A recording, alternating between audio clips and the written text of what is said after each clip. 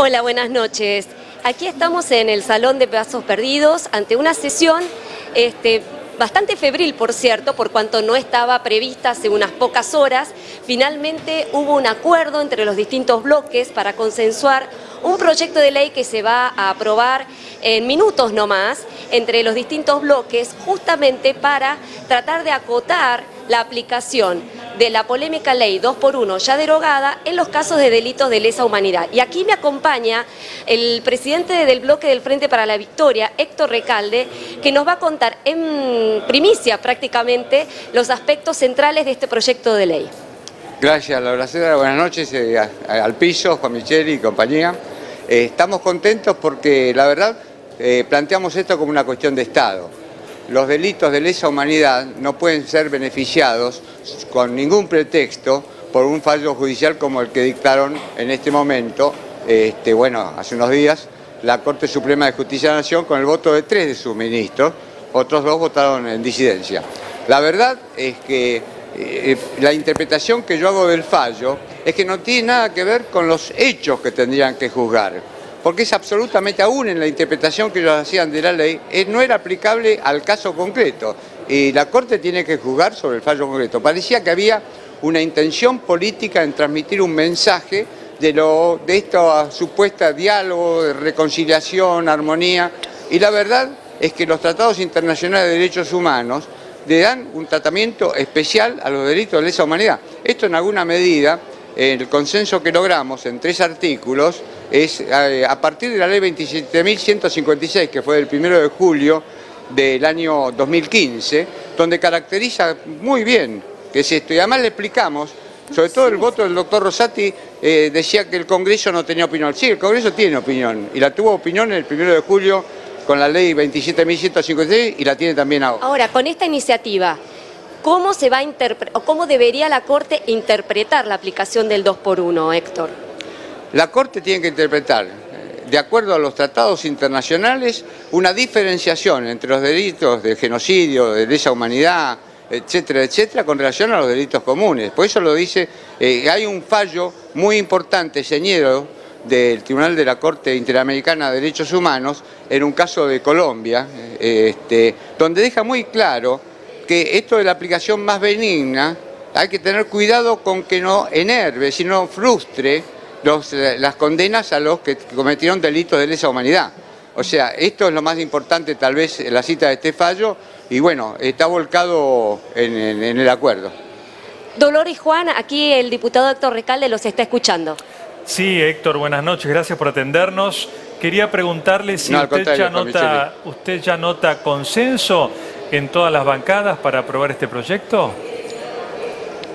Hay consenso en todas las bancadas. Tuvimos disensos en las argumentaciones. Ajá. Algunos en alguna medida justificaban el fallo de los 3 ministros de la Corte, pero condenaban el resultado. Un poco autocontradictorio, pero allá ellos. Nosotros de ninguna manera justificamos el fallo este. Es más, al haber ignorado una ley vigente como la ley 27.156, hasta podría constituir el delito de prevaricato. Y ahí además un pedido hecho por compañeros de mi bancada, Juan Caballero en cabeza, de juicio político a los 3 magistrados que firmaron este voto. O sea, pero así como tuvimos esos disensos, lo importante es que llegamos a un acuerdo donde tiene que tener un tratamiento especial los delitos de lesa humanidad. Recalde, buenas noches. Usted dice entonces que legislativamente la Corte Suprema de Justicia tenía las herramientas para fallar efectivamente en contra y no utilizar esta ley del 2x1, porque también lo que se debate y lo que se analiza es por qué el Congreso sale a dar respuesta de manera apresurada frente a una decisión de la Corte Suprema de Justicia y no legisla previamente para evitar estas consecuencias. Y le explico sobre todo esta última parte, porque el fallo de la Corte dejó en carne viva a mucha parte de nuestro pueblo. Aquellos que sufrieron la violencia del terrorismo de Estado, a los chicos apropiados, a las mujeres violadas, a los desaparecidos, a los que tiran a la gente semidormida, hombres y mujeres de los aviones, a los torturados. Obviamente ver al torturador, al violador, etcétera, etcétera, caminar libremente por la calle eriza la piel. Por eso parecía muy importante y nos pareció importante a todos. En esto fuimos unánimes en plantear inmediatamente cuál es la posición de la Cámara de Diputados de la Nación.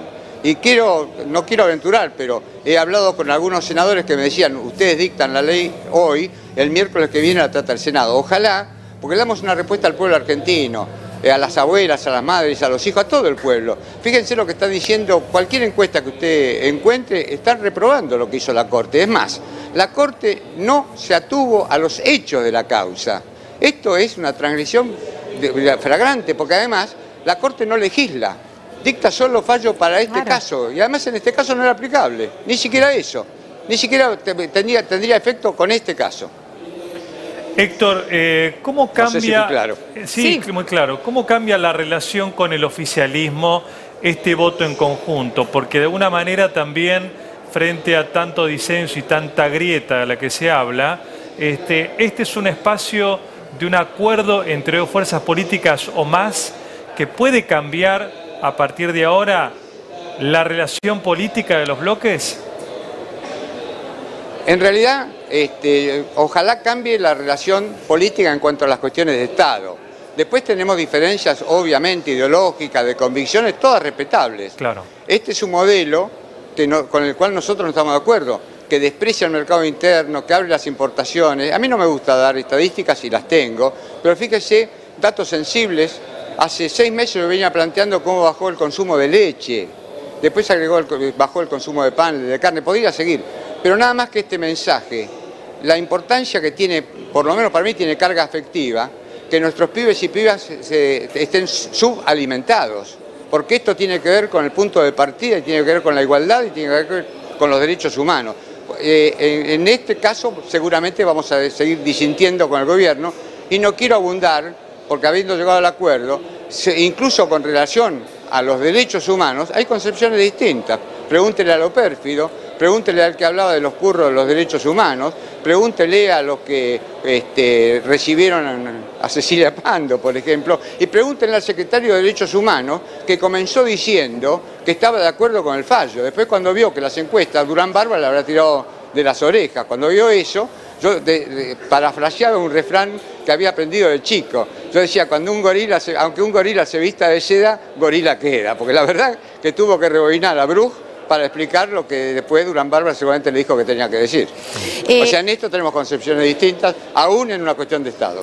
Recalde, en las últimas semanas se ha escuchado en diferentes medios a familiares justamente de la subversión durante la última dictadura militar y de alguna manera también ellos hacían un reclamo de justicia y sentían que efectivamente hay personas que están procesadas, que no tienen condenas, reclaman que están detenidas de manera ilegal.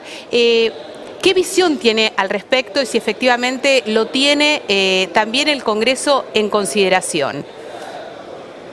Yo creo que, bueno, esto depende del Poder Judicial, pero nosotros siempre reivindicamos los principios republicanos, la presunción de inocencia, la defensa del juicio y el debido proceso legal. Además hemos reclamado varias veces que se aligeren, se apronten los juicios de lesa humanidad.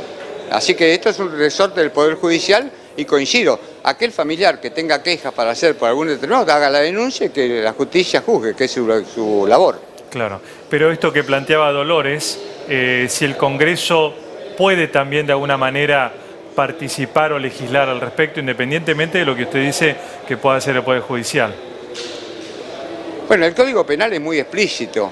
Cuando hay una violación a cualquier derecho, hay figuras en todo el Código Penal que son aplicables.